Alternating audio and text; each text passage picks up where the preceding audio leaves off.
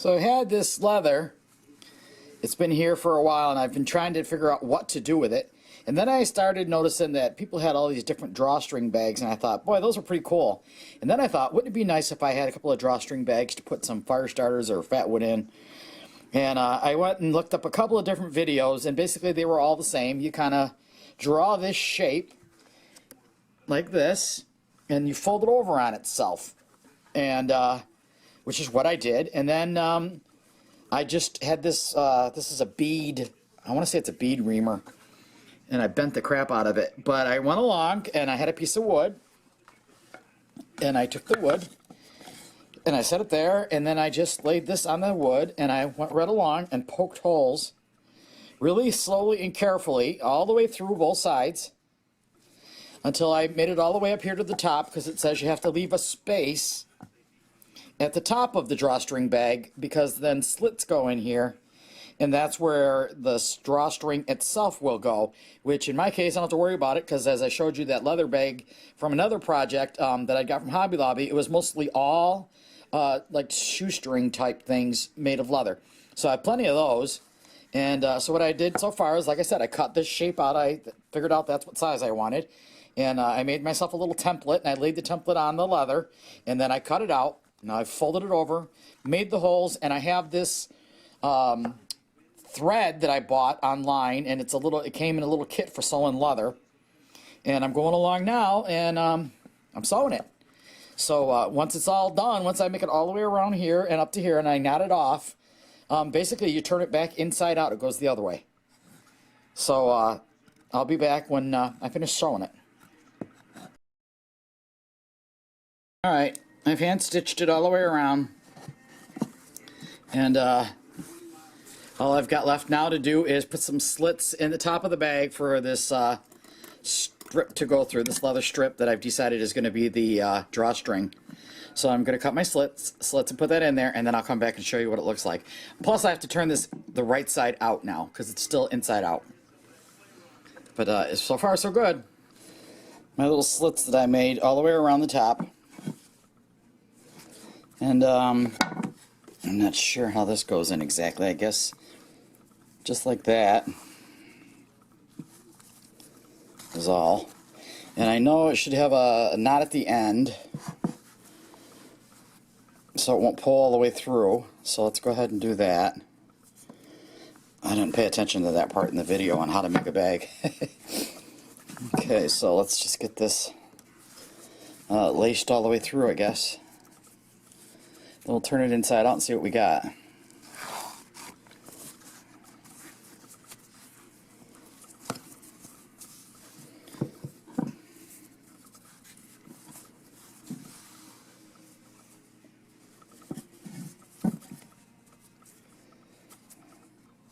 I didn't make those slits too big because I didn't want them to be so big that they were, I don't know, baggy, and make the rope hang in there baggy.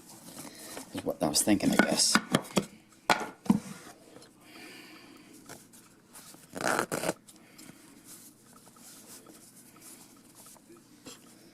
And so far so good. Alright, I'll come back when I get this all laced in.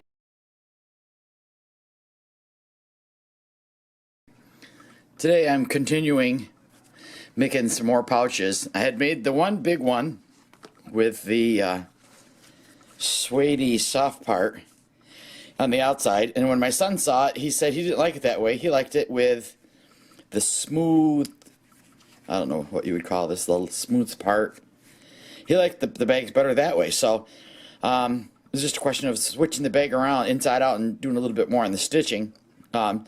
Since that first bag and a couple of these subsequent little bags, I realized that my stitching was wrong, that I had gone along and stitched it like that, but when you pull on it you could see gaps, and so now I've learned that you have to double stitch it, which is to say go back through and put stitches going up and under on the opposite of the ones that are there. Here's another one I made him. This is inside out like he likes it. And then here's a little one I was working on, and this one shows more along the lines of what I mean by the double stitching, which it's probably the wrong term to be used, but I I went through the first time, just kind of doing a running stitch, if you will. And then when I got to the end, I tied a knot and started coming back through. Now, obviously, there's people out there who do leather work and they know the actual terms for all this stuff that I'm doing. I've seen on Dino's channel and someone else's channel, I'm sorry, I can't remember whose channel it was, but they have like a wooden mount of some type that they use to hold their leather goods while they stitch it. And they use the stitching from both sides, like a needle goes through, oh, I know it was John Cap's. And you pull whatever you're tying the leather with, and then you go stitch it through. But there's a name for that, I'm sure, some kind of a stitching or a leather horse. I'm not sure exactly what they call it. And I suppose I could look better at their channels and make one of my own. Anyway, this leather that I have here has been sitting here for quite a while. It was a gift to me from one of my friends on YouTube.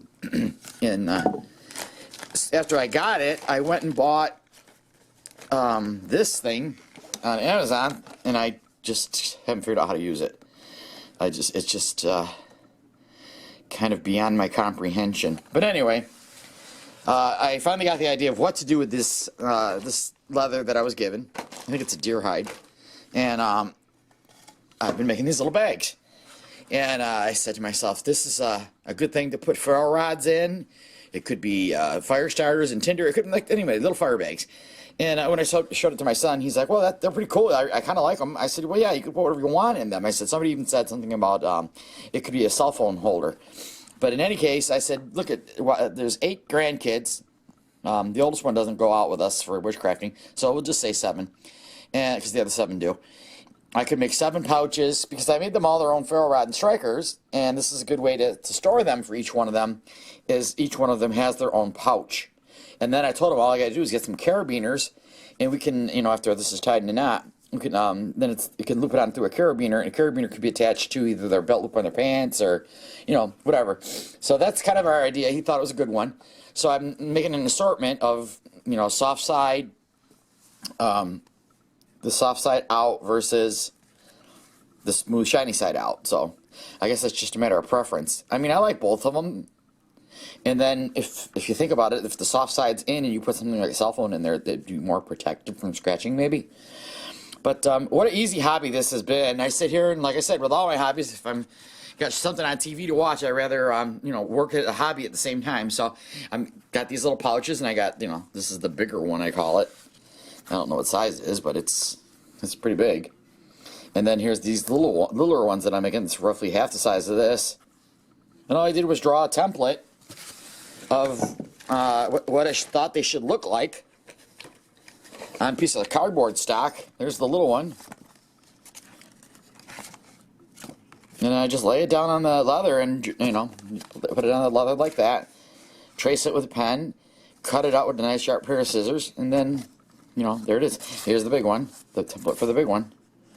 So, yeah, my goal is that I know I have a couple of people in the back of my mind that I wanted to surprise them with something, which is I just got through sending out some of my son's fatwood that he found. I think I sent it to 5 people, and I promised somebody else I was going to send them something. I'm thinking maybe one of these with some fatwood in it and some of my fire starters. So that's when I made a comment one time about an empty mailbox is a sad mailbox, I'm not the only one who likes to get things in the mail, so I like to send things to people and surprise them as well as finding things in my mailbox.